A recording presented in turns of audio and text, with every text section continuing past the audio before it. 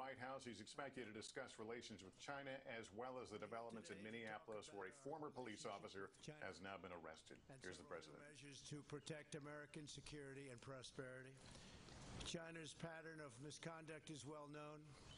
For decades, they've ripped off the United States like no one has ever done before. Hundreds of billions of dollars a year were lost dealing with China, especially over the years during the prior administration. China raided our factories, offshored our jobs, gutted our industries, stole our intellectual property, and violated their commitments under the World Trade Organization.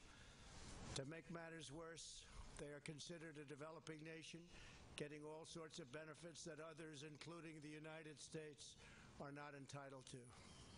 But I have never solely blamed China for this. They were able to get away with the theft like no one was able to get away with before because of past politicians and, frankly, past presidents. But unlike those who came before, my administration negotiated and fought for what was right.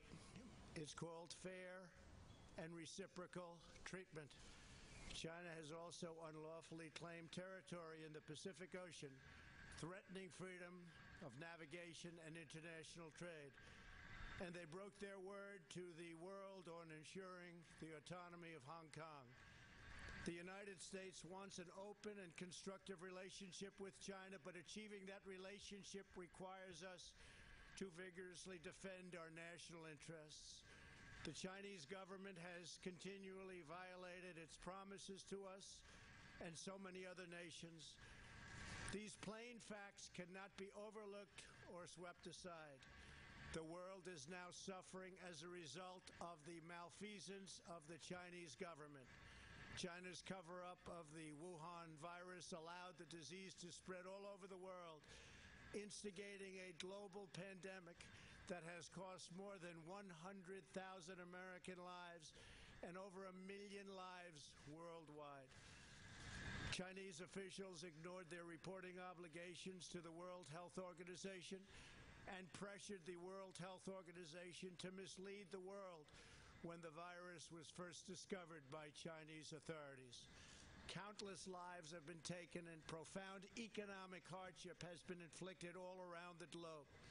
They strongly recommended against me doing the early ban from China, but I did it anyway and was proven to be 100% correct.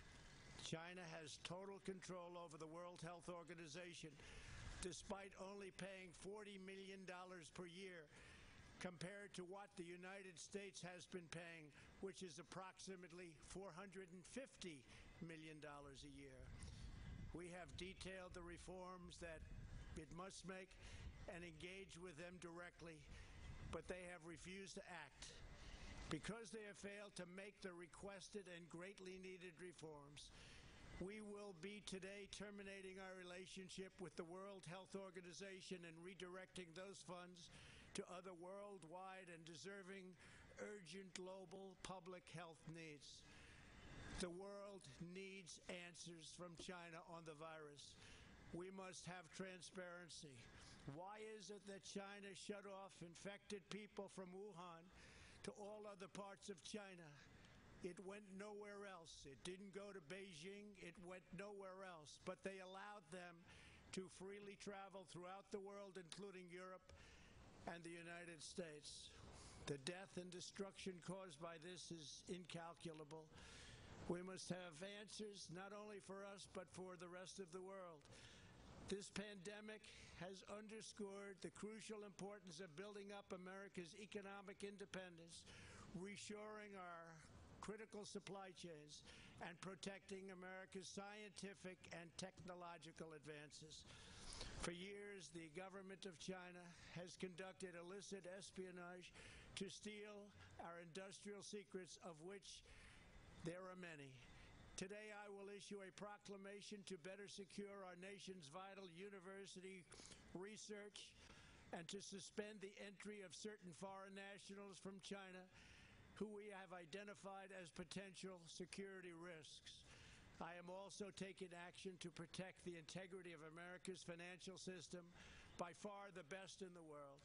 I am instructing my Presidential Working Group on Financial Markets to study the differing practices of Chinese companies listed on the U.S. financial markets with the goal of protecting American investors. Investment firms should not be subjecting their clients to the hidden and undue risks associated with financing Chinese companies that do not play by the same rules.